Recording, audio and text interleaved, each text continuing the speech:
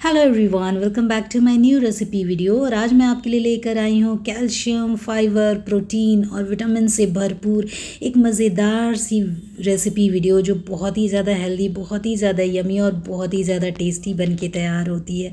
ये जितनी हेल्दी है हमारे लिए उतनी ही ज़्यादा यमी और टेस्टी भी बन के तैयार होती है, ये मेरी गारंटी है।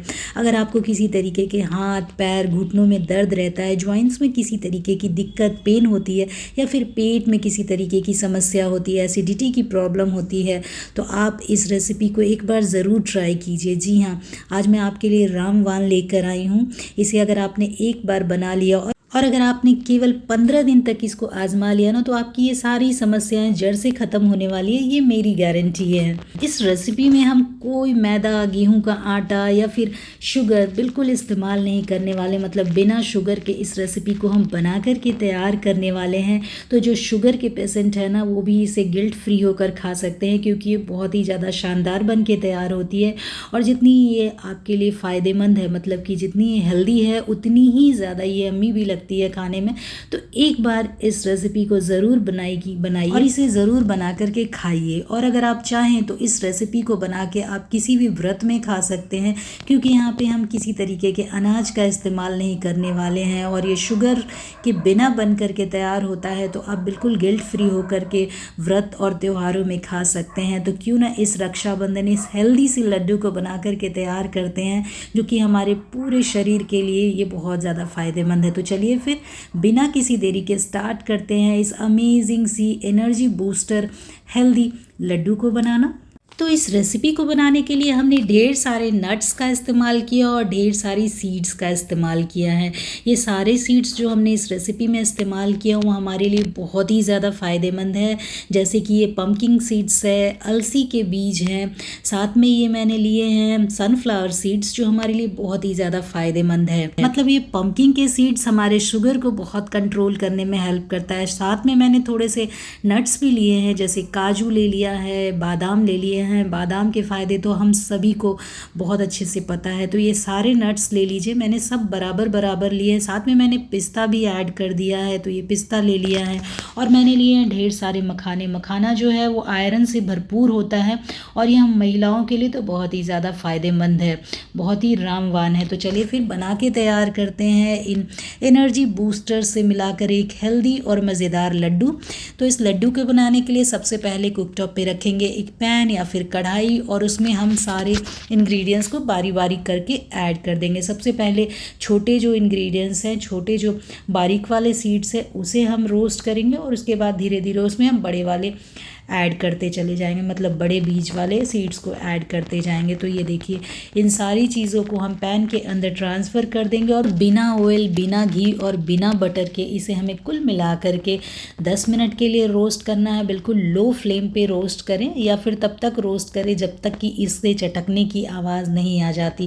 बिल्कुल लो फ्लेम पर इन सारी चीज़ों को हमें रोस्ट कर लेना है। तो कुल मिला करके लगभग 10 मिनट के करीब लग जाएंगे और हमारी सारी जो इंग्रेडिएंट्स है वो बारी बारी से अच्छे से रोस्ट हो जाएगी। तो ये देखो, इस तरीके से बिल्कुल लो फ्लेम पे धीरे धीरे रोस्ट करना है। इसको चेक करने का एक तरीका है कि आप मखाने को ले लें या किसी भी सीड्स को ले लें और उसे प्रेस करें। अगर वो क्रिस्पी हो, उसके अंदर से ऑयल ना रिलीज़ हो रहा हो, मतलब कि ये अच्छे से रोस्ट हो चुके हैं। तो कुल मिला करके लगभग 10 मिनट लगेंगे और आपके सारे सीड्स और नट्स जो हैं वो बिल्कुल अच्छे से रोस्ट हो जाएंगे। एंड में मैंने इसमें ऐड कर दिया है पिस्ता। पिस्ता को मैंने बाद में ऐड किया है और उसके बाद इन सबको हम कुल मिला करके 10 मिनट के लिए रोस्ट कर लेंगे। तो ये देखिए, मेरी सारी चीज़ें जो हैं वो बिल्कुल अच्छे से रोस्ट हो चुकी है, बिल्कुल अच्छे से क्रिस्पी और करारे बन चुकी है। अब इस स्टेज पे हम क्या करेंगे कि इन सारी चीज़ों को हमें बाहर निकाल लेना है और इन्हें बिल्कुल अच्छे से ठंडा कर लेना है। अच्छे से ठंडा करने के बाद ही इसका हम पाउडर बना करके तैयार करेंगे। तो चलिए इसे हम अच्छे से ठंडा करते हैं। तो इसे किसी बड़े बर्तन में ट्रांसफ़र कर लें। तो मैंने इस तरीके का बड़ा परात ले लिया, उसके अंदर इसे हम ट्रांसफ़र कर लेंगे। तो ये देखिए इस तरीके से इसे बड़े बर्तन के अंदर ट्रांसफ़र कर लीजिए। इसे अच्छे से खुले में फैला लीजिए और या फिर आप चाहें तो इसे पंखे के नीचे अच्छे से ठंडा कर लीजिए। अब हमें इसे मिक्सर जार के अंदर ट्रांसफ़र करना है और इसे कोर्सली ग्राइंड कर लेना है, मतलब कि इसे बिल्कुल फाइन पाउडर नहीं बनाना है इसका, इसमें हल्के चंक्स आने चाहिए। इस तरीके से इसे हमें ग्राइंड कर लेना है। तो बस चलिए सबसे पहले हम मोटी चीज़ों को अच्छे से ग्राइंड कर लेते हैं। तो ये मैंने सारे नट्स ले लिए हैं। सबसे पहले मैं इन नट्स को अच्छे से ग्राइंड कर लूँगी। तो ये देखो ये सारे नट्स मैंने अच्छे से ग्राइंड कर लिए। ये बिल्कुल बारीक नहीं है, मतलब ये पाउडर फॉर्म में नहीं है, लेकिन ये कोर्सले है, मतलब इसके अंदर हल्के दानेदार की तरह हैं ये सारे नट्स। तो जो मोटे नट्स हैं उसे मैं दोबारा से चला लूँगी और ये देखो इस तरीके से हमें बना करके तैयार कर लेना है। तो 2 से 3 बार में हमारे सारे नट्स जो हैं वो अच्छे से ग्राइंड हो जाएंगे। तो इस तरीके से आप अपने सारे नट्स को ग्राइंड कर लें। हल्की मोटी भी होगी, दरदरी होगी तो चलेगी। अब ये जो बारीक वाले थे, अलसी हुए और सारे सीड्स हुए, उसे भी मैंने ग्राइंड कर लिया है। तो इस तरीके से सारी चीज़ों को अच्छे से ग्राइंड कर लीजिए ग्राइंडर जार, मिक्सर जार के अंदर डाल करके। तो ये देखो कितने सारे बन कर के तैयार हो गए। तो इस तरीके से आप इसे निकाल लें। बस केवल ध्यान ये रखना है कि ये सारी चीज़ें बिल्कुल अच्छे से ठंडी होनी चाहिए। अब यहाँ पे इस लड्डू को मीठा करने के लिए हम कोई गुड़ या फिर चीनी का इस्तेमाल बिल्कुल नहीं करेंगे, क्योंकि ये रेसिपी, मतलब ये लड्डू हम बना रहे हैं उनके लिए जो कि शुगर फ्री खाना पसंद करते हैं, शुगर फ्री मिठाई खाना पसंद करते हैं। तो मीठा करने के लिए हम यहाँ पे ऐड कर देंगे खजूर को। तो खजूर के बीज निकाल दीजिए, उसे बारीक इसी तरीके से ग्राइंडर जार या मिक्सर जार में इस तरीके से बारीक कर लीजिए और उसे ऐड कीजिए। थोड़े सीड्स जो मैंने रोस्ट किए थे वो मैंने इस तरीके से बचा के रखे थे, ताकि ये चंक्स जब मुंह में आते हैं तो बहुत ही अच्छे लगते हैं। तो ऊपर से ऐड कर दें, जो देखने में अच्छे लगते हैं, खाने में अच्छे लगते हैं।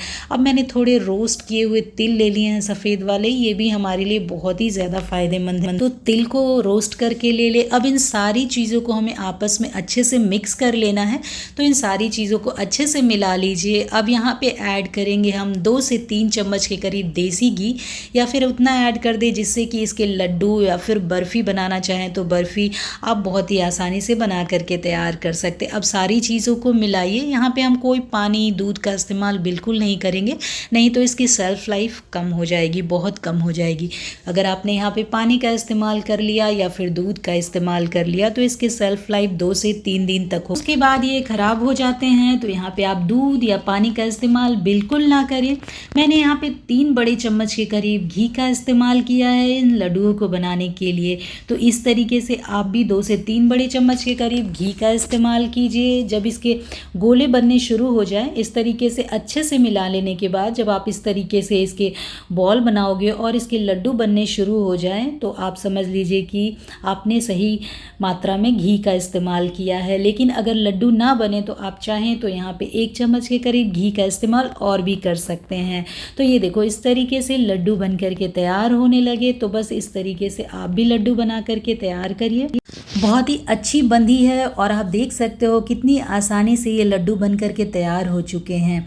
एकदम परफेक्ट शेप में बन करके तैयार होते हैं और जितना देखने में ये अच्छे लग रहे हैं ना, खाने में भी उससे कहीं ज़्यादा टेस्टी बनते हैं, कहीं ज़्यादा यमी लगते हैं ये खाने में। तो देखिए दोस्तों, मैंने सारे लड्डू बना करके तैयार कर लिए और इस तरह से बिल्कुल हेल्दी लड्डू आप घर पे बहुत ही आसानी से किसी भी फेस्टिवल में बना सकते हैं, किसी भी व्रत में बना करके इसे आप खा सकते हैं। आपको बहुत ज़्यादा एनर्जी देगा। आपके सारे फिज़िकल प्रॉब्लम, जो भी आपको जॉइंट पेन, दर्द हो, उन सब में आपके लिए ये बहुत रामबाण है। अगर आप शुगर के पेशेंट हो तो ये आपके लिए बिल्कुल फ़ायदेमंद है। ये गिल्ट फ्री हो के आप खा सकते हो इन लड्डुओं को। तो ये आपके लिए बहुत ही ज़्यादा फ़ायदेमंद है। और ये देखिए कितनी नरम और सॉफ्ट बनकर तैयार होती है। अगले 3 महीने तक ये बिल्कुल ख़राब नहीं होते हैं। तो इस तरीके से ही बनाइए, इसमें कोई पानी और दूध का इस्तेमाल बिल्कुल ना करें। तो ये 3 महीने तक आप इसको स्टोर करके रख सकते हैं और ये आप गिल्ट फ्री होकर के खा सकते हैं। ये आपके बॉडी में फ़ैट बिल्कुल नहीं बढ़ाएगा और आपको हर तरीके से ये एनर्जी देगा। आई होप आपको ये रेसिपी अच्छी लगी हो। अगर ये रेसिपी आपको अच्छी लगी हो तो आप एक बार इसे ज़रूर ट्राई कीजिएगा। और अगर वीडियो अच्छी लगती है तो लाइक कीजिए, औरों के साथ शेयर कीजिए ताकि और लोग भी इसका फ़ायदा उठा सकें।